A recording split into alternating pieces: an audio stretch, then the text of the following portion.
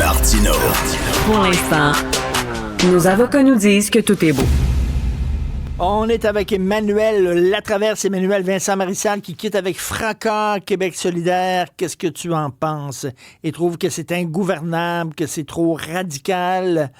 Il vient de découvrir ça, M. Marissal, sur son ancien parti. Ben, selon ses dires, la goutte qui a fait déborder le vase, c'est la prise de position de Québec solidaire dans le conflit à la STM. On en a parlé au cours des dernières semaines. Ce refus de donner les moyens plus rapidement. Non seulement ce refus de donner les moyens au gouvernement d'agir, de mettre en vigueur la loi plus rapidement pour éviter une grève, mais surtout le choix de bloquer les efforts du gouvernement pour y arriver. Parce que Québec solidaire aurait pu être contre les choix du gouvernement puis s'abstenir tout simplement. Il n'était pas obligé d'entrer en mode « nous allons proactivement bloquer les efforts du gouvernement ».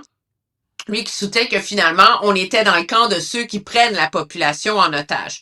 Monsieur Marissal qui dit aussi que ça fait longtemps, que sa réflexion, etc., que finalement, il aurait peut-être dû ne pas rentrer au Parlement lors de la session parlementaire comme solidaire, mais rentrer comme indépendant. Puis je pense que c'est un peu ça la leçon de la fin de semaine. Parce que c'est sûr que, je veux dire, samedi à 11h, écoutez le point de presse de Vincent Marissal, je veux dire, j'ai rarement entendu une sortie aussi vitriolique, là. Ben oui. Je souffre, j'étouffe, tu sais, j'ai avalé trop de couleuvres, c'est un buffet de couleuvres, parti trop radical, Ruba-Gazal n'est pas la femme de la situation, etc. Donc, c'était comme un réquisitoire, là, contre tout ce qui cloche à Québec solidaire. Le problème, cependant, puis on l'a vu assez rapidement avec l'effet boomerang de la contre-attaque des troupes de QS, c'est deux choses. C'est de un, le fait qu'il y ait entretenu des discussions avec le PQ avant de partir. Puis ça, veut pas, je comprends que lui et M. Saint-Pierre-Plamondon, on se connaissent depuis longtemps, etc., mais tu peux pas évacuer l'impression qu'il se magasinait un atterrissage en douceur. Numéro 1, puis numéro 2, ben là, il y a tous ceux qui disent, ben écoutez, dans le fond, on l'a jamais entendu être en faveur tant que ça de la souveraineté. Lui, ce qui l'intéressait, c'était la gauche, c'était l'engagement social, c'était les services publics. Alors là, lui, il s'en retrouve, puis il est comme écorché, là, on s'entend, là. Il n'a plus l'air aussi blanc que blanc. Je pense que c'est ça qui place le PQ dans une position assez favorable de voir où la poussière va retomber avant de lui ouvrir ses portes ou non, là. Écoute, il avait déjà courtisé les libéraux de Justin Trudeau. C'est assez particulier pour quelqu'un qui se dit indépendantiste, là.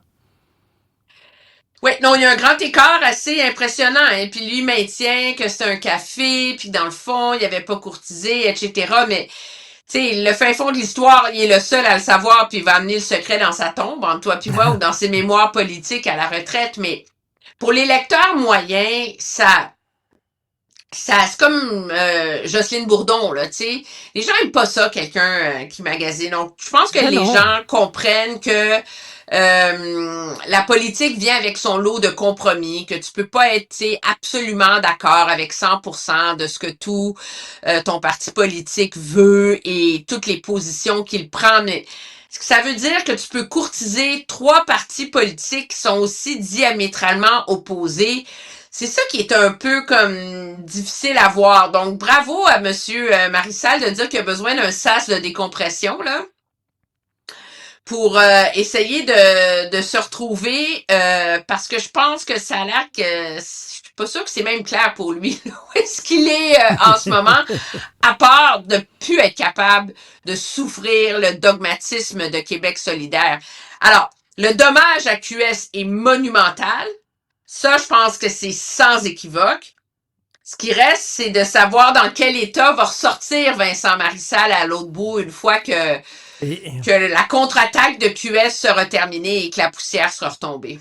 Et Ruba-Gazal a dit c'est comme se faire tromper par son conjoint. Moi, j'aurais le goût de dire ben, votre conjoint idéologique, ça fait longtemps qu'il vous jouait dans le dos. Oui, ben tu sais, puis les histoires de conjoints, c'est assez comme fort. Mais moi, je comprends, objectivement, je comprends les gens de QS de se sentir profondément trahis, là, tu sais. Si t'es si mal à l'aise que ça que tu es si mécontent que ça, les troupes avec qui tu sièges devraient être au courant. Puis objectivement, ben moi je suis pas une grande fan là, des tranches-feux. Je comprends les gens au Québec ils votent avant tout pour un parti politique puis un petit peu pour un député. Je pense que là-dedans, peut-être que les gens de Rosemont ont déchanté de QS, là, ceci étant dit.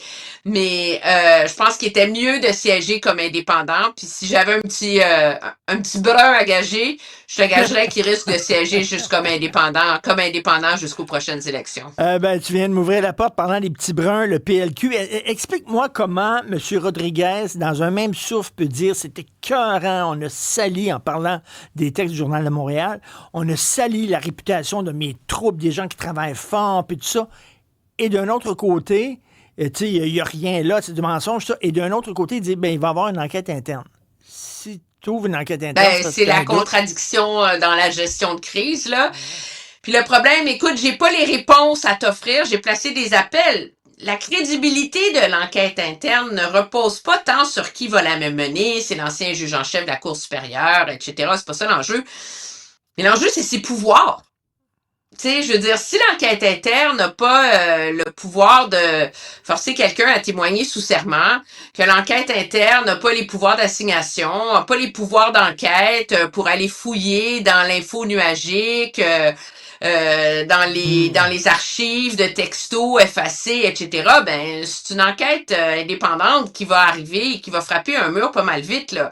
Toi puis moi, si Marois Risky voulait pas expliquer à Pablo Rodriguez pourquoi elle a congédié la chef de cabinet Geneviève Hens, sous prétexte d'obligation légale de confidentialité, entre toi puis moi, je pense pas qu'elle va aller plus le raconter à un juge indépendant pour que ça se ramasse sur la place publique, là. Alors, oui. C'est un peu ça le problème de toute cette histoire-là, puis je comprends là, qu'on a fini par atterrir avec une version des faits cohérente au PLQ, là, à dire qu'en avril, en mai, ce dont on entendait parler, c'est une députée qui vendait des cartes de membres parce qu'elle voulait se joindre au PLQ et quitter son parti d'origine, etc. Mais même ça, le parti n'a pas enquêté. Non, on nous a dit que c'était des faux. Oui. Qui? Comment? Puis c'est ça le... Tu sais, dans une gestion de crise, là, les demi-vérités puis les faux fuyants, ça marche jamais. Et donc, on est au jour 8, là, maintenant, de cette crise-là. Puis c'est...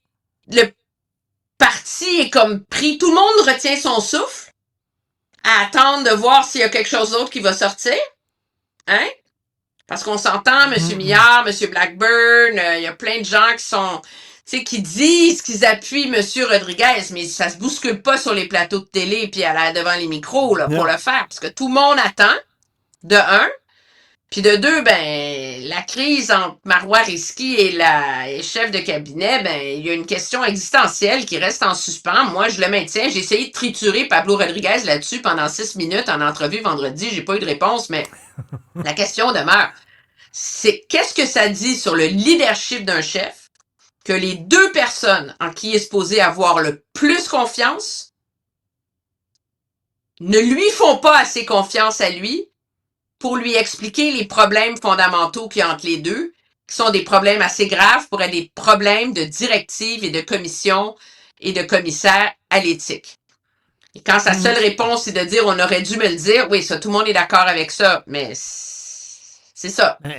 Alors, j'ai hâte de voir comment le Parti libéral va réussir ou essayer de rebondir de ça.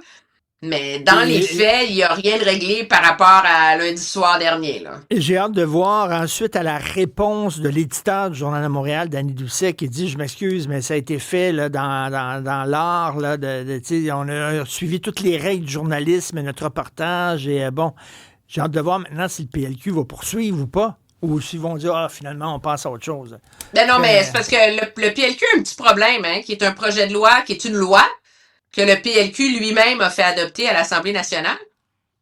C'est la loi sur la protection des sources journalistiques, parce que cette loi-là affirme que non seulement on peut pas forcer un média à révéler ses sources journalistiques, mais on peut pas non plus forcer un média à révéler des informations qui permettraient d'identifier les sources journalistiques. Donc, quand le Parti libéral demande c'est qui les fameux textos et c'est quoi les numéros de téléphone, Ils contreviennent à leur propre projet de loi. Ben, ça serait de donner les outils au PLQ de traquer la source de ces histoires-là. Eh oui. Alors, légalement, ça faisait un bel effet de touch, puis une belle contre-attaque vendredi. Puis je suis pas avocate en droit des médias, mais je suis curieuse de voir si, avec les limites d'une loi très importante sur la protection des sources journalistiques que le Parti libéral a lui-même fait adopter comme là au Québec, s'il va trouver un petit voie de passage pour essayer d'aller plus loin avec ça. C'est bien dit, on se reparle demain, Emmanuel, merci. Au revoir.